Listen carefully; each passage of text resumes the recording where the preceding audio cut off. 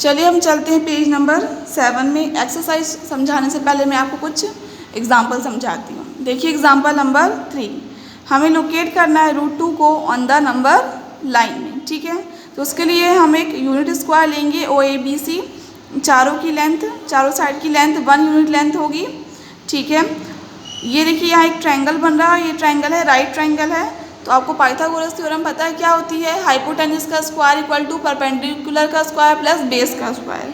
उस थ्योरम को हम यहाँ पे लगाएंगे तो हाइपोटेन्यूज इक्वल टू क्या हो जाएगा, √1 का स्क्वायर प्लस 1 का स्क्वायर, मतलब परपेंडिकुलर का स्क्वायर प्लस बेस का स्क्वायर। इसको सॉल्व करेंगे तो हमें √2 मिलेगा। ठीक है, अब √2 को हम नंबर लाइन में कैसे रिप्रेजेंट करेंगे, जो आपका ये 1 एक यूनिट स्क्वायर है, इसको हम किस में बनाएंगे, नंबर लाइन में लेंगे। ठीक है, 0 1 2 3, 0 -1 -2 -3 इसे लेंगे।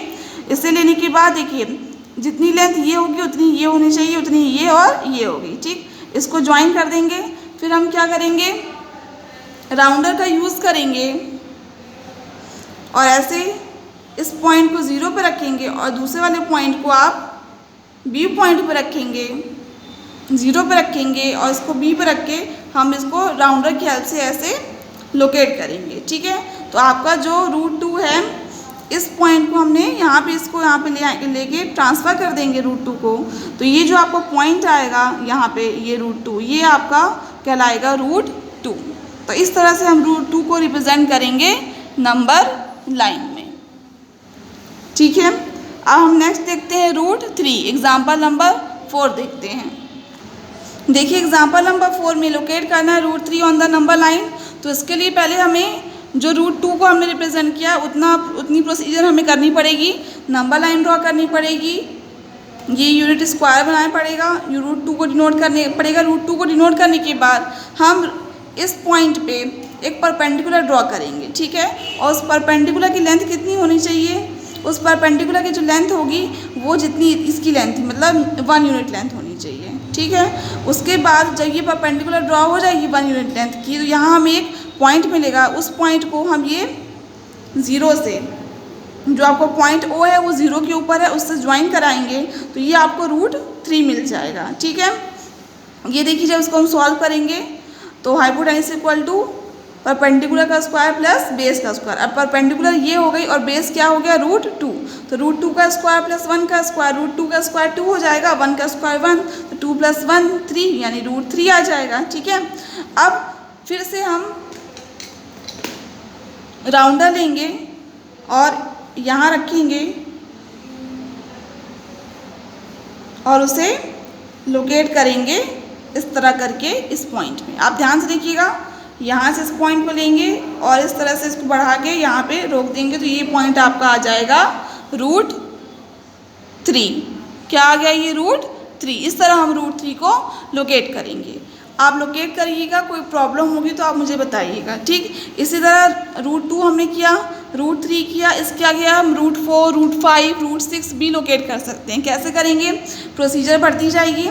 अब जो आपकी √3 वाली लाइन है, यहाँ पे आप 1 यूनिट लेंथ का फिर से परपेंडिकुलर ड्रॉ करेंगे। ठीक है, फिर जो उसका वो पॉइंट आएगा लास्ट पॉइंट, उस पॉइंट को आप सेंटर से ज्वाइन कराएंगे। सेंटर से ज्वाइन कराने के बाद जो ये आपका जो लाइन आएगी, यानी जो ये साइड आएगी वो होगी √4 होगी आपकी। ठीक है, फिर उसको आप यहाँ लोकेट करेंगे तो वो 2 के ऊपर आएगी बिल्कुल, क्योंकि √4 का मतलब √4 मीन्स 2 होता है। ठीक है ना, इसी तरह फिर उसकी जो √4 की लाइन होगी उसके ऊपर फिर परपेंडिकुलर ड्रॉ करेंगे 1 यूनिट लेंथ का। फिर उसको उसके मतलब कॉर्नर को ज्वाइन करेंगे सेंटर से तो वो √5 हो जाएगी। फिर उसको राउंडर की हेल्प से ऐसे लोकेट करेंगे। इस तरह हम प्रोसीजर करते जाएंगे तो √4, 5, 6 हम सब लोकेट कर सकते हैं नंबर लाइन में। ठीक है, अब हम आते हैं एक्सरसाइज 1.2 में। एक्सरसाइज 1.2 आ जाइए आप बुक के पेज नंबर 8 में। Exercise 1.2, state whether the following statements are true और फॉल्स, जस्टिफाई योर आंसर। हमें ये बताना है कि नीचे दिए गए स्टेटमेंट ट्रू हैं कि फॉल्स हैं, अपने आंसर को जस्टिफाई भी करना, मतलब रीज़न भी देना है। ठीक है, every irrational number is a real number. क्या जितनी इरेशनल नंबर होती हैं क्या वो रियल नंबर होती हैं? यस, होती हैं। मैंने अभी आपको पढ़ाया है कि real number is a combination of rational and irrational number. तो फर्स्ट नंबर आपका ट्रू होगा। सेकेंड आता है every point on the number line is of the form root M where M is a natural number. क्या जो number line में हर एक point जो होता है क्या वो रूट एम के फॉर्म में होता है जहाँ एम नेचुरल नंबर है? नहीं होता है। जैसे रूट 2 और रूट 3 लेंगे अगर हम तो उनके बीच में और भी डेसिमल नंबर्स को हम रिप्रेजेंट कर सकते हैं कि नहीं कर सकते हैं? आप बताइए। चलिए देखिए सेकंड नंबर का भी रीज़न मैं आपको लिख के सबके रीज़न बताऊंगी। ये सेकंड वाला आपको फॉल्स होगा। और थर्ड नंबर आपका देखिए क्या होगा, every real number is an irrational number. क्या जितने भी रियल नंबर होते हैं वो इरेशनल नंबर होते हैं कि नहीं होते हैं? ये बताना है आपको। जितने भी आपके रियल नंबर हैं, एक काम करिएगा, इसका थर्ड नंबर आप होमवर्क लीजिएगा। मैंने आपको फर्स्ट समझा दिया कि ट्रू होगा, सेकंड बता रही है आपका फॉल्स होगा क्योंकि रूट 2 और रूट 3 के बीच में infinite numbers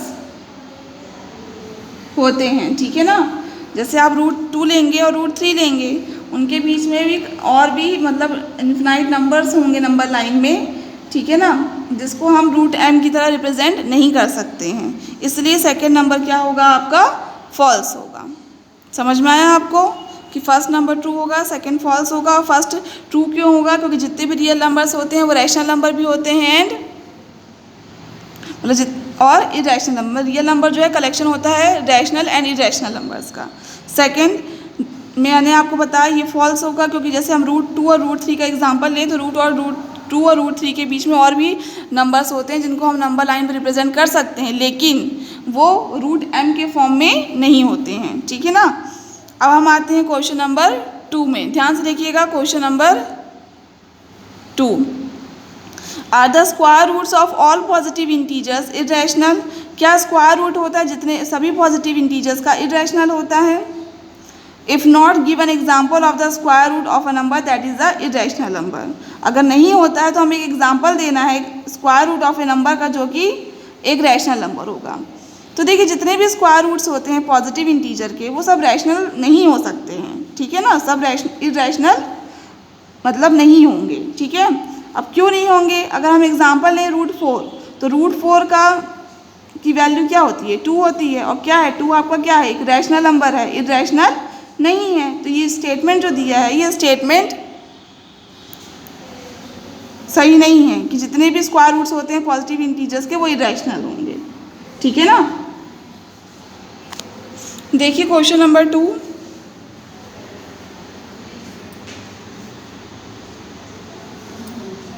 The square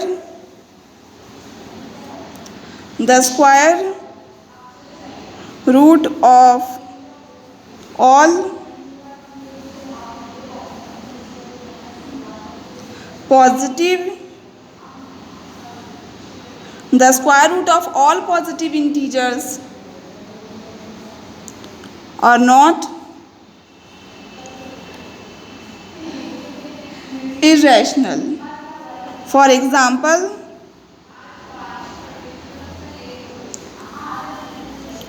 root 4 equal to 2.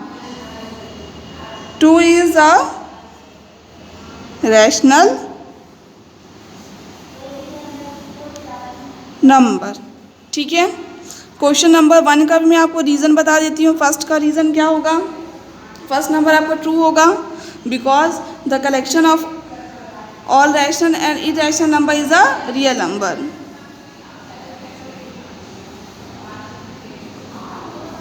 The collection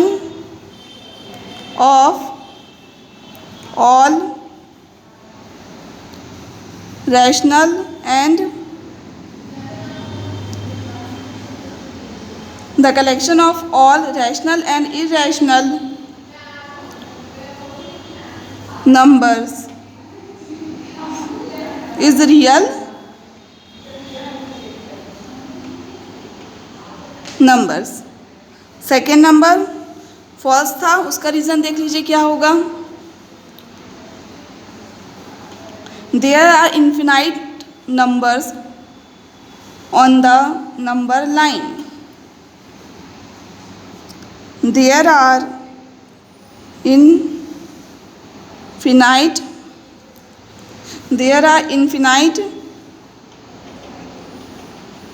numbers on the, there are infinite numbers on the number line between root 2 and root 3 that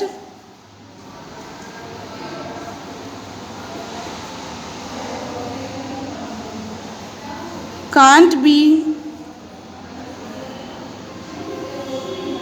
represented as root m, m being a natural number. Okay.